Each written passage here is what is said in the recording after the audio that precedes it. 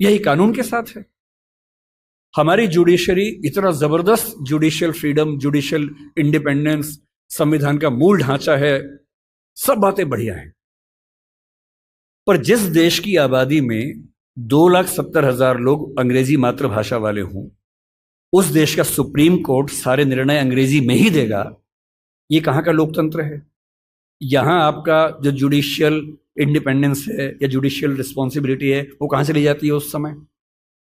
आपके supreme court में मधु लिमये नाम के व्यक्ति जिद करते हैं कि मैं हिंदी में अपनी बात रखूंगा, आप उनको परमिशन देने के बाद नकार देते हैं कि हमसे गलती हो गई, ऐसा नहीं कर सकते हैं।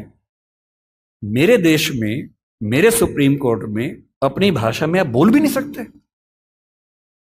आप 28 राज्यों में से केवल 4 राज्यों में हिंदी में हाई कोर्ट में बात करने की परमिशन देते हैं।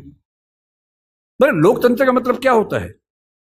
कुछ गिने चुने एलिट्स के हिसाब से जनता अपनी भाषा बदलेगी या जनता की भाषा से प्रशासक भाषा बदलेंगे अपनी?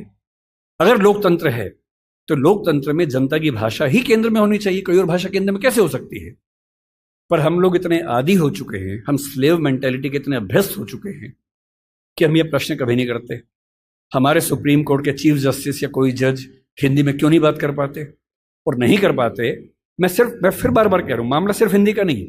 मेरी इच्छा है कि सुप्रीम कोर्ट के बहुत सारे जजेस में कुछ को तमिल ठीक से आती हो, कुछ को तेलुगु अच्छे से आती हो, कुछ को मराठी आती हो, कईयों को हिंदी आती हो।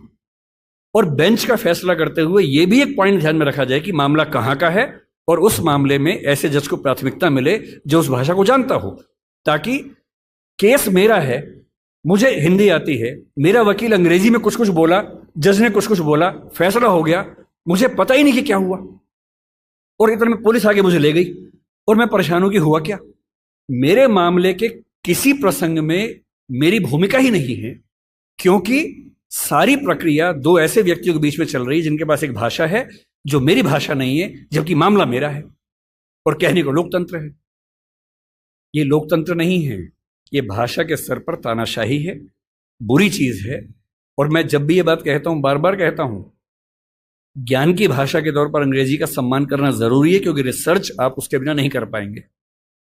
बहुत मामलों में सीखने की जरूरत है, उससे भी, जापानीज से भी, फ्रेंच से भी, सबसे सीखने की जरूरत है।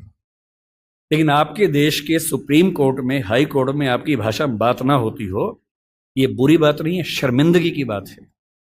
हमें एक समाज के तौर पर शर्म आनी चाहिए, ये उससे कम बात नहीं है।